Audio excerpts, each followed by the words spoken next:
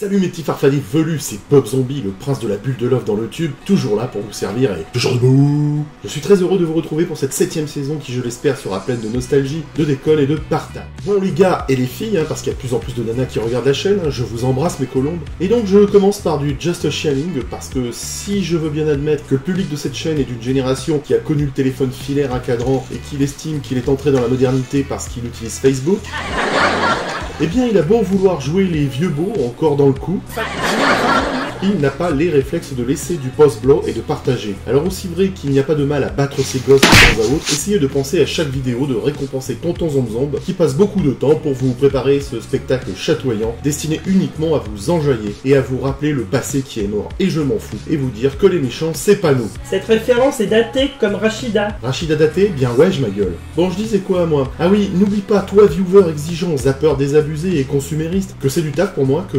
d'essayer de t'arracher quelques rires qui te permettront de mieux vivre ta décrépitude et tes relâchements cutanés. Alors, et le réflexe de lâcher du post blanc, de commenter même si c'est pour lâcher un simple Corinne Touzé, ça me fera plaisir. Et essaye aussi de partager, et ceux qui ne sont pas abonnés, bah faites-le, jouez pas vos crevards les gars, ça permet à la chaîne de continuer d'exister. Vous n'allez pas réveiller votre arthrite à cliquer sur du post blanc, alors je compte sur vous mes pucerons dégarnis. Faites votre devoir et la starfoula sera totale. C'est bon, t'as fini ton Just Sharing? Oui, bah il y a des vérités qui sont parfois bonnes à dire.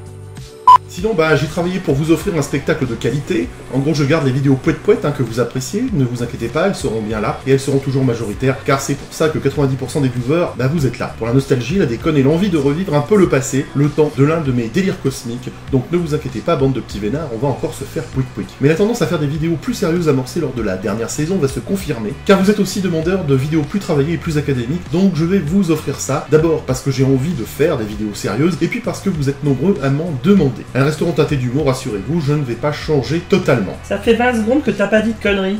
Pas de problème. Boucaquet.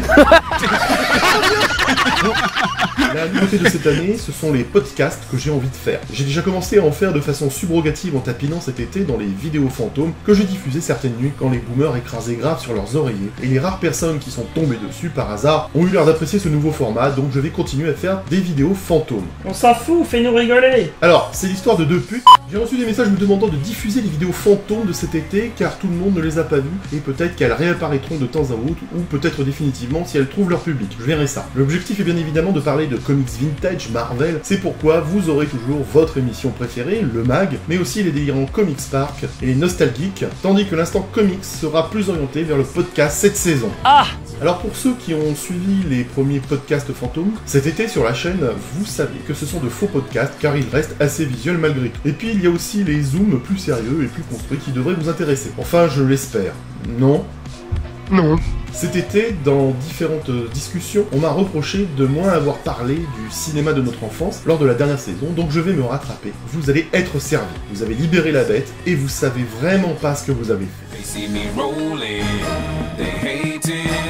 Alors sans plus tarder, parce que je sais que vous n'attendez que ça, regardons les différents comics que je vais présenter dans les prochaines semaines, toujours avec la classe et l'élégance qui me caractérisent. On débutera dès le premier mag avec l'intégrale Iron Fist 74-75, qui sera l'occasion de rappeler ces différents passages dans Strange et Titan. On va avoir du frisson nostalgique et le kiki tout dur à n'en pas douter. J'ai également réussi à terminer ma collection des Miss Hulk chez Haredi et on fera donc un petit tour par cette collection mettant à la lumière les aventures d'une héroïne ayant le cul monté sur rotule. On verra ça ensemble très bientôt. Toujours chez Haredi, on parlera de Power Man, car le destin m'a permis cet été, au détour de l'étalage d'un marchand ambulant sur un petit marché provençal, de terminer ma collection Haredi. Toujours chez Haredi, on consacrera une émission complète au mystère de Wundagore, qui est mythique et que j'ai épluché à la case près pour vous montrer quelques points de détail qui n'auraient pas déplu à Jean-Marie. On fera aussi dans le récit complètement pété du cul, avec des auteurs sous acide,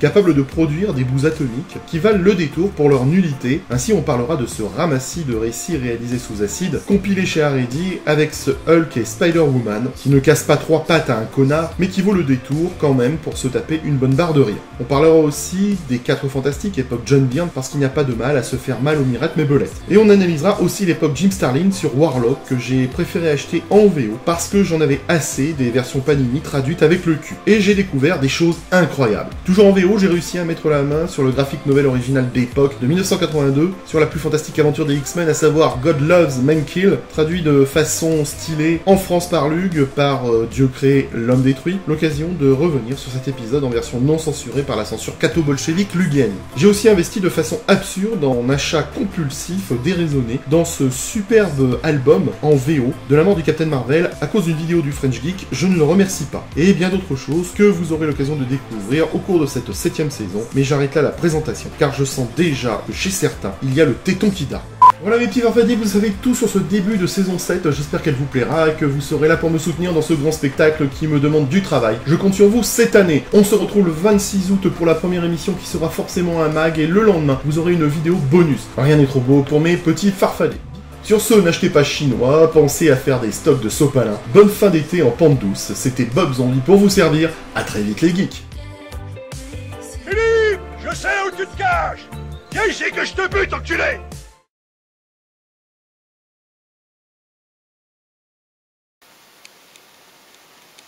En fait, il y a des gens qui me regardent depuis tout à l'heure en train de faire le con avec mon masque. Putain, c'est trop la honte. Oh, c'est la honte.